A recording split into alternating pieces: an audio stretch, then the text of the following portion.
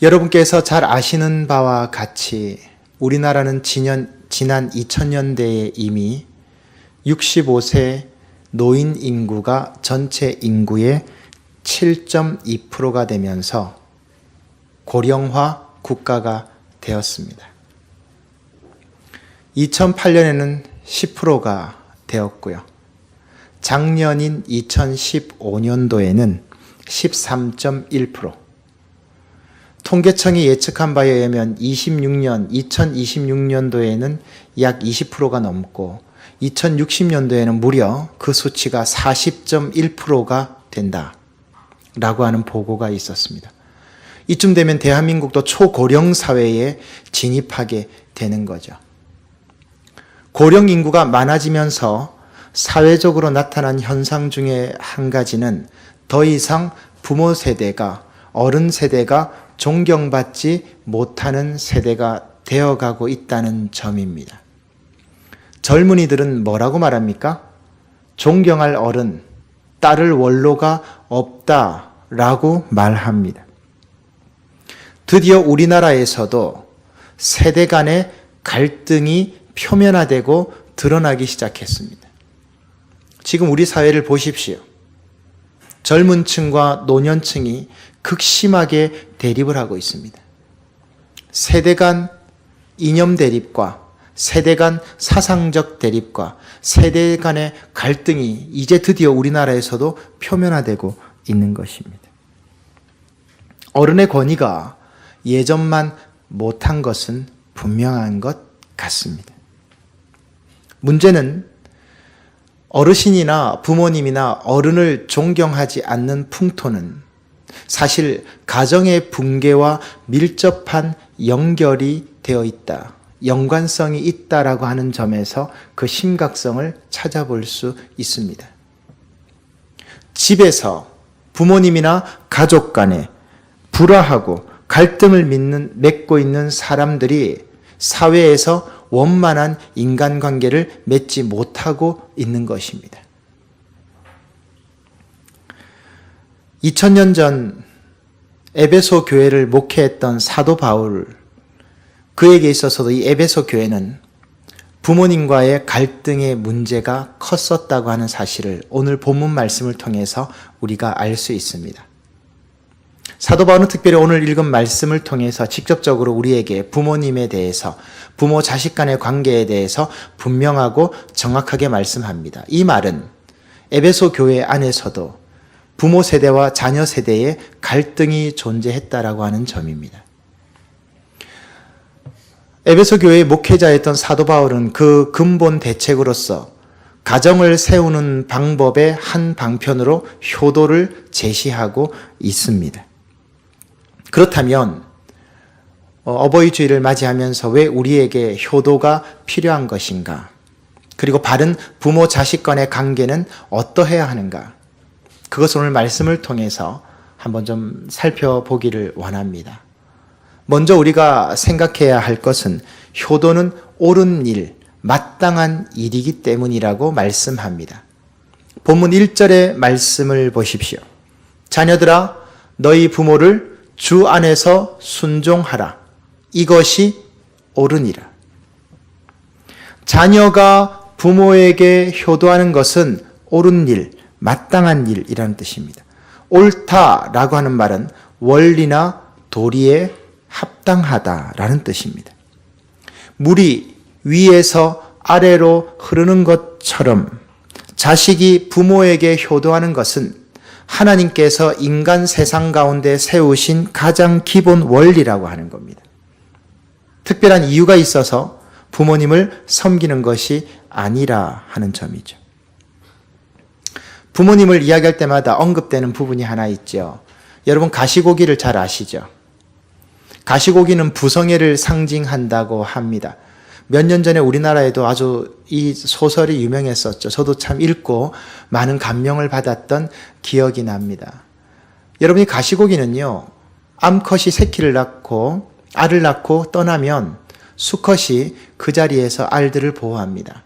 새끼가 부화될 때까지 산소를 공급하죠. 다른 침입자가 오지 못하도록 막아줍니다.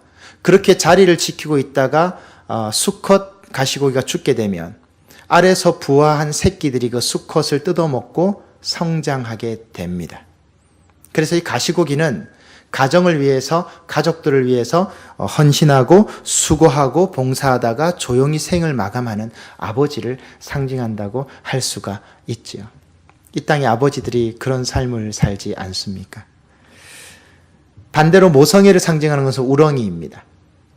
여러분 우렁이도 잘 아실 것입니다. 우렁이는 자기 몸에다가 알을 낳고 새끼들이 자라면서 어미의 살을 파먹고 자라게 되죠. 그렇게 새끼들이 자라고 나면 우렁이는 빈 껍질이 되어서 강물로 조용히 흘러가서 생을 마감합니다. 그래서 우렁이를 가리켜서는 모성애, 어머니를 상징한다고 하죠. 자녀들아, 부모를 공경하라. 이것이 순종하라. 이것이 옳다. 이 말씀 앞에 저는 여러분들께 하나의 질문을 드리고 싶은 게 있습니다. 여러분 만약에 여러분이 부모님을 선택할 수 있었다면 지금의 부모님을 선택했겠습니까? 아니라고 하는 분도 있을 거예요. 지금의 부모님을 선택하지 않았더라면 더 좋았지 않았을까? 근데 여러분 이건 선택할 수가 없어요. 선택할 수가 없기 때문에 천륜이라고 합니다. 천륜이라고 하는 것은 하늘의 선택이지 땅의 선택이 아니라고 하는 것입니다. 그런데 여기서 우리가 한 가지 더 깊이 생각할 게 있습니다. 부모님도 똑같은 생각을 하고 있다는 거 아십니까?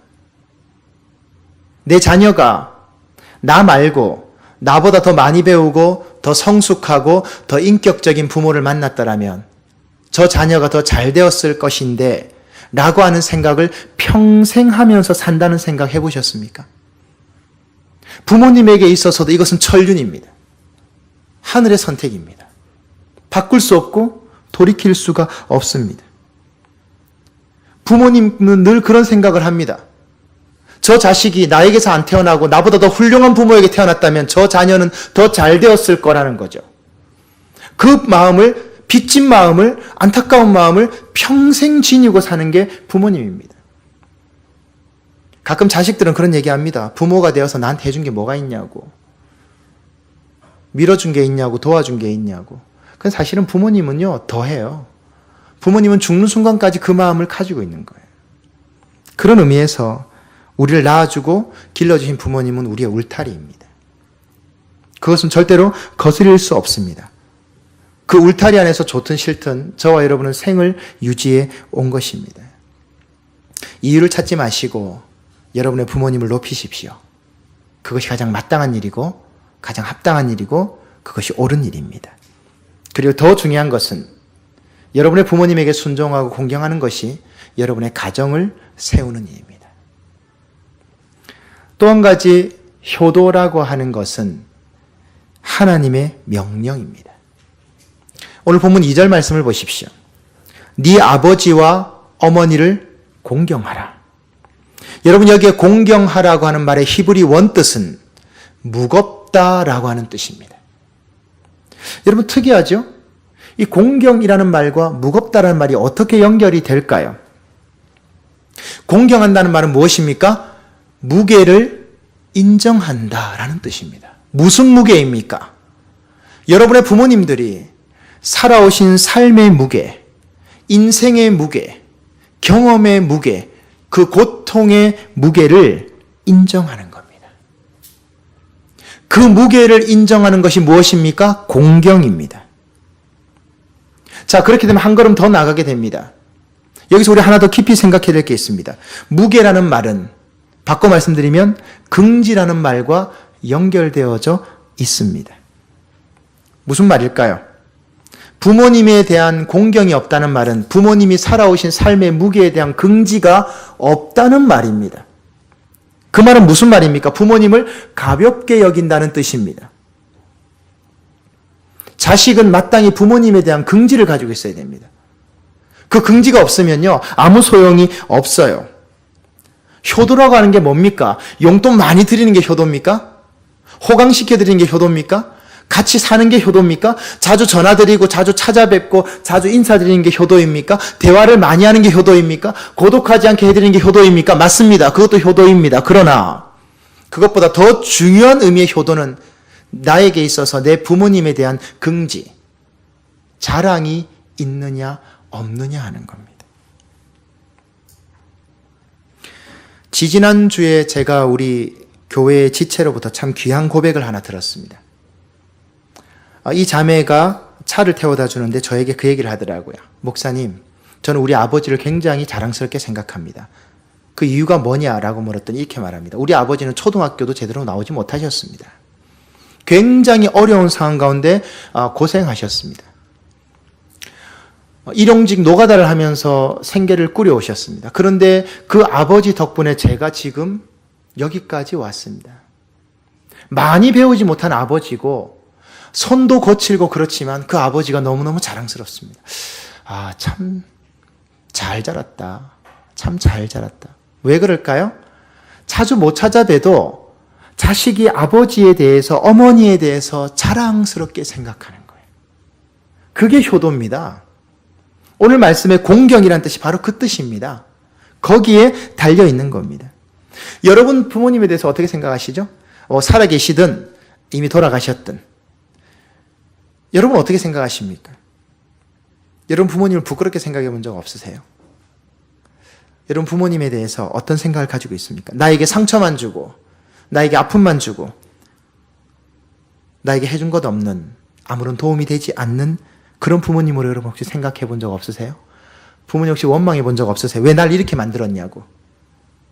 여러분 그렇게 생각해 본 적 없으십니까? 아니면 힘들고 어렵지만 포기하지 않고 끝까지 나를 이끌어 주신, 지금의 나를 있도록 해주신 부모님, 거기에 대한 자랑스러운 마음이 있습니까? 여러분 어떤 마음을 가지고 계십니까? 부모님 이렇게 생각하면 여러분 마음속에 무거운 게 있습니까? 그 무거운 것이 가라앉아서 내 마음 중심에 자리를 잡고 있습니까? 아니면 가볍게 막 떠다니세요? 여러분은 부모님을 생각하면 어떤 마음이 드십니까? 더불어서 이 자리에 앉아 계신 부모님들께 권면드립니다. 여러분의 자녀들이 여러분을 자랑스럽게 여길 수 있도록 여러분 노력하십니까? 혹시 부모란 이름으로 자녀들을 너무 강요하고 계시진 않으세요? 오늘 4절의 말씀처럼 부모된 자로서 자녀들을 노엽게 하고 있진 않으세요? 정말 주의 교양과 훈계로 양육하십니까? 저는 이전 목회를 해오면서 참 가슴 아팠던 적이 있었습니다.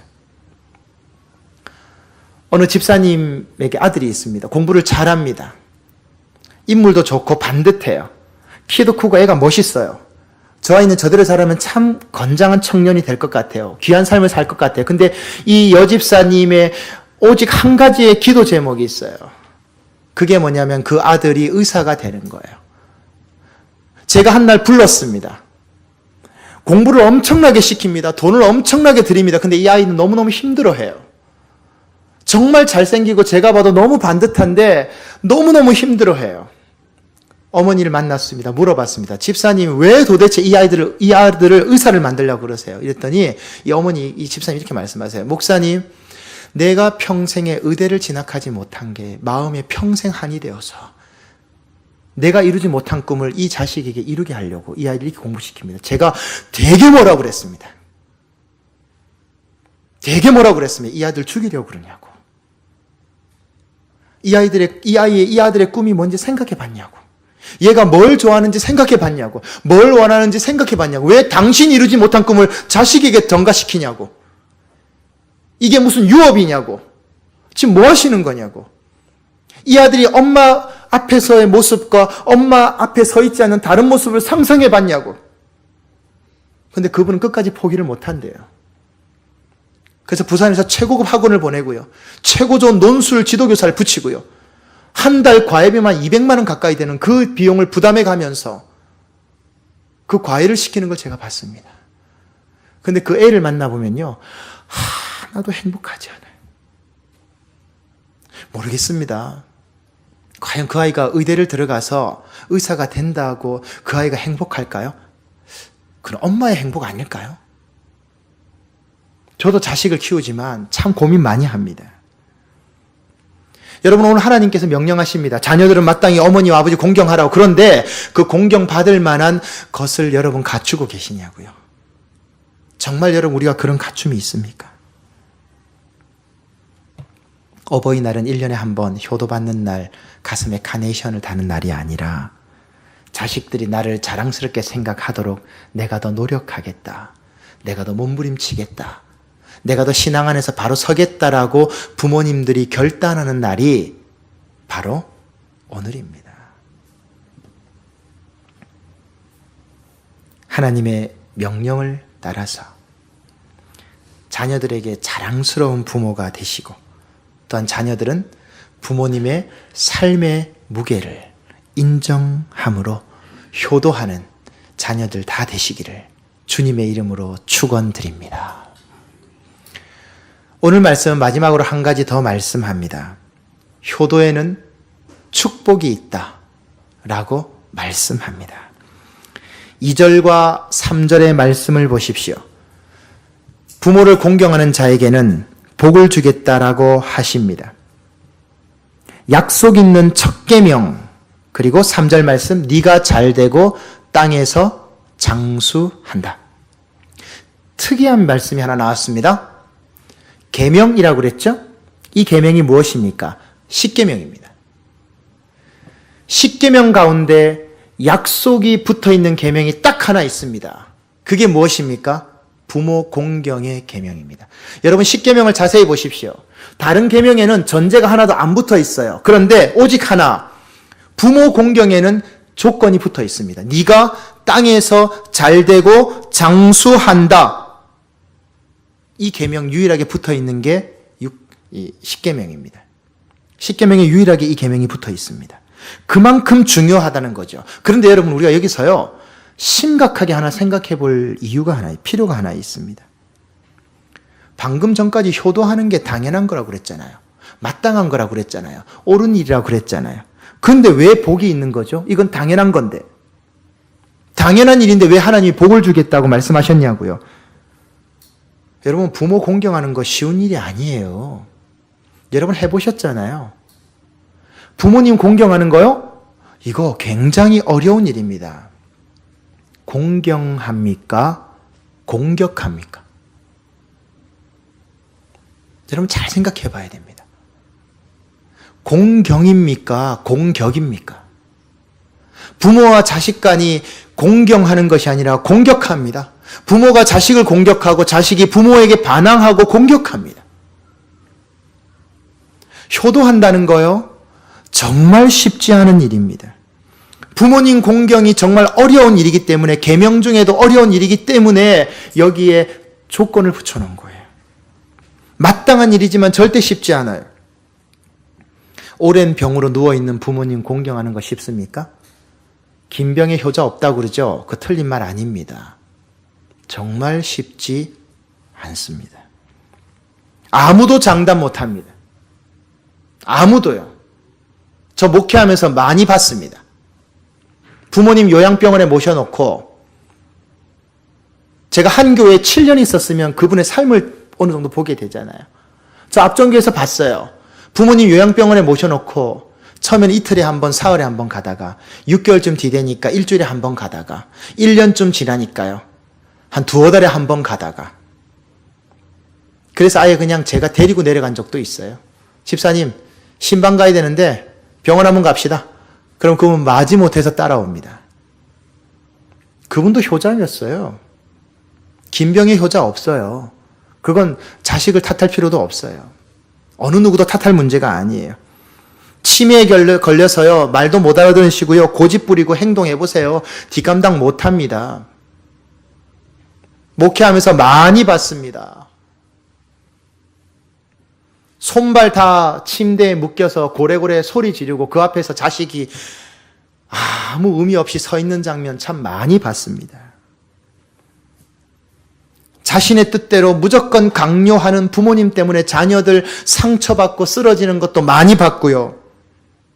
고부간에 갈등이 심한 부모님 모시는 거 얼마나 어려운 일인지 아십니까? 부모님 모신다는 거 결코 쉬운 일이 아니에요. 결코요. 인간관계의 기본이 되지만 부모님 모시고 사는 거 정말 쉬운 일이 아닙니다. 저는 부모님을 모시고 살지를 못합니다. 목회한다는 이유로 한 번도 부모님께 제대로 대해본 적은 없습니다. 그것은 저희 본가든 처가댁이든 마찬가지입니다. 지금 제 동생이 아래 위층에 부모님을 모시고 삽니다. 저 동생에게 아무 말 못합니다. 가끔 부모님하고 갈등이 있다라고 이야기합니다. 어머니께 전화드리면 어머니가 막 제 동생 욕을 막 저한테 막 해댑니다. 야, 저놈이 이렇게 했다 저렇게 했다 막 그럽니다. 근데 저는 양쪽 다 헤아립니다. 자식은 자식대로 헤아리고 부모님은 부모님대로 헤아립니다. 그래서 제 동생에게 많은 말을 하지 못합니다. 그저 감사한 마음만 가지고 있고 미안한 마음만 가지고 있는 거죠. 여러분이 쉬운 일이 아니에요. 정말 쉬운 일이 아니에요. 해도 만족도 없고요. 늘 부족한 것 같고요. 그래서 하나님께서 부모 공경의 부분은요, 계명을 달아놓으신 거예요. 어느 가난한 마을에 홀아버지를 지극히 공경하는 아들이 있었습니다. 아침마다 아버지 방에 들어가서 문안 인사를 드리는 효자입니다. 그 아버지가 어린 손자와 함께 늘 밤마다 잠을 자는데 어느 날 아침 문안 인사를 위해서 아버지 방에 들어갔을 때 충격적인 장면을 보고 말았습니다. 나이 드신 아버지가 잠결에 어린 손자를 깔아서 죽인 거예요. 어린 손자가 깔아뭉개서 숨을 멎은 거예요. 기가 막힌 노릇이죠. 아침 문안 인사하러 그 방에 들어갔다가 그 장면을 본 겁니다. 아들이 아버지 상심할까 봐 어린 아들 몰래 안고 나오면서 이렇게 말합니다. 아버지께 심려를 끼쳐드렸다고 하면서 어린 아들의 뺨을 때렸습니다. 근데 놀라운 사실은요, 그 어린 아들이 기침을 하더니 깨어난 거예요. 아마 그 상태로 있었으면 죽었을 거예요. 이 소문이 임금의 귀에 들어갑니다. 임금이 그 소리를 듣고 큰 상을 내립니다. 그 동네가 어딘지 아세요? 종로의 효자동입니다. 종로 효자동의 기원이 거기 있습니다. 그래서 그 이름을 임금이 효자동으로 바꾼 거예요. 지금까지 그 효자동의 기원을 보면 거기 효자들이 살았던 기록이 나옵니다. 부모 공경하는 자식은 반드시 복받도록 되어 있습니다. 오늘 말씀 그대로입니다. 네가 장수하고 땅에서 잘 될 것입니다. 그러나 불효하는 자식이 잘 되죠. 그건 복 아닙니다. 당장은 복일 것처럼 보이지만 그것 때문에 망하게 될 것입니다. 여기서 우리가 한 가지 심각하게 생각해 보아야 할 것이 있습니다. 자식들이 부모에게 효도하는 것 당연한 일입니다. 그러나 그렇다고 해서 부모가 자식에게 절대 효도를 강요해서는 안 됩니다. 부모는 자식들이 복을 받도록 해주는 통로입니다. 자식이 부모에게도 효도해야 되지만 부모는 마땅히 자식이 효도할 수 있는 길을 열어줘야 됩니다. 원망 듣는 부모 되지 않도록 노력해야 되고 자녀의 마음에 미움과 원망과 불편함을 주는 마음을 주지 않는 부모가 되어야 합니다. 그것은 부모도 망하고 자식도 망합니다. 오늘 4절 말씀에 뭐라고 합니까? 아비들아 라고 말합니다. 뭐라고 말합니까? 네 자녀를 노엽게 하지 말고 오직 주의 교양과 훈계로 양육하라. 부모는 자식을 노엽게 하면 안 됩니다. 그래서 자식이 부모를 효도하지 못하도록 만들면 안 됩니다. 자식도 효도해야지만 부모도 자녀들을 노엽게 만들어서 효도의 길을 막으면 같이 망하는 거예요. 그것은 약속 있는 계명을 같이 이루지 못하는 것입니다. 사랑하는 부모님들, 자식들을 얼마나 사랑하세요? 죽을 때까지 부모는요, 부모예요. 죽을 때까지예요. 죽을 때까지.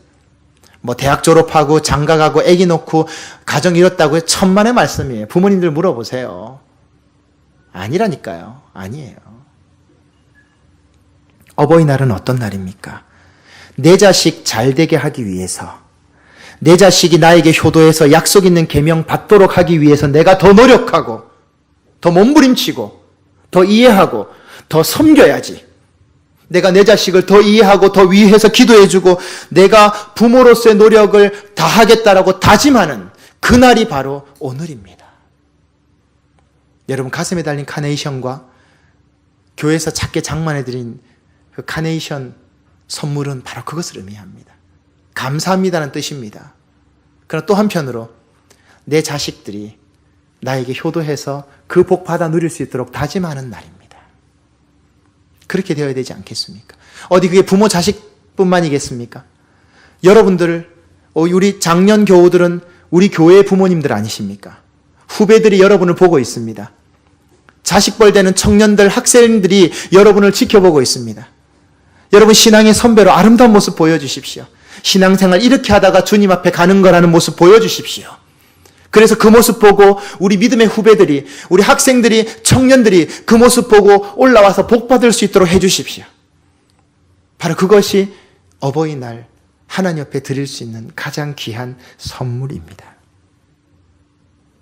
자식은 자식대로, 부모는 부모대로 그것을 잃지 말아야 합니다.